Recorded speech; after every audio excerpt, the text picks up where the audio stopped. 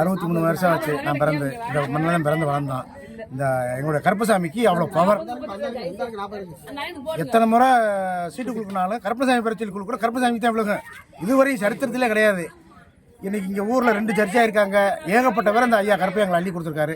நாங்கள் எப்பவும் தொடர்ச்சியாக வணங்கிட்டு இருக்கோம். இன்னும் எங்களை அள்ளி கொடுப்பாரு எல்லா மக்களுக்கும். நாங்கள் மட்டும் இல்லை, சுற்றி உள்ள கிராமப்புறா வந்து ஒரு பொருளை தொட மாட்டாங்க யாரும். அந்தளவு பவர்ஃபுல்லாக சாமி கருப்பசாமிங்கிறது ஒரு நாங்கள் சொல்ல, நாங்கள் தற்பெருமை, நாங்கள் சொன்ன பெருமை. எல்லா மக்களும் அந்த அளவுக்கு நல்லா வணக்கம். என்ன நடந்துச்சு? இன்னைக்கு வந்து 100 ரூபாய்க்கு மேலே நேர்த்திக்கடனுக்கு வந்து கொடுத்தாங்க. அதை சமைச்சு அன்னதானம் கொடுக்க போகிறோம். எல்லாருக்கும் நடந்துக்கிட்டு இருக்கு. இப்போ ஆரம்பிக்க போகிறோம். என் பேர் ஆபுத்திரன். ஆபுத்திரன் எங்கே போகிறீங்க? சொல்லுங்க ஐயா. வணக்கம்.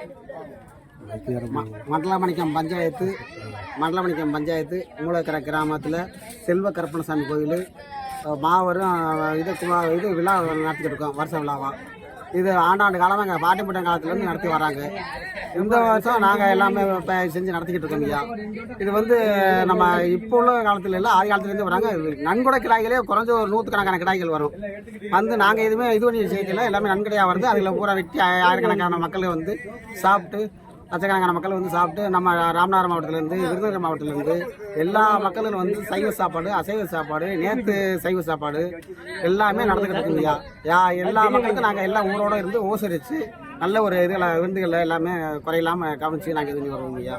இது வந்து இங்கே வந்து ஒரு முள்ளுக்குச்சி கூட யாரும் மக்களை ஒழிக்க மாட்டாங்க. இந்த கோயில்னு சொன்னால் அவ்வளோ ஒரு செல்வ கருப்பணசாமின்னு சொல்லி ரொம்ப இதாக இருக்கும். இது வந்து நாங்கள் வந்து வருஷ விழாவாக வருஷம் நாங்கள் நடத்திக்கிட்டு இருக்கோம். இது வந்து ஒரு 17 வருஷமாக ரொம்ப சிறப்பாக கிடாயை வெட்டி எல்லாம் அன்னதானம் பண்ணி இது பண்ணியிருக்கோம். முதல்ல பாட்டுமன்ற காலத்தில் வந்து சிம்பிளாக வந்து இது பண்ணி சாமி கும்பிட்டாங்கனாலும் இப்போ 100கணக்கான கிடாய்கள் நன்கொடையாகவே வரும். நாங்கள் கிராமத்துலேருந்து கிடாய்கள் வாங்குற கிடையாது, நன்கொடையாக வரும்.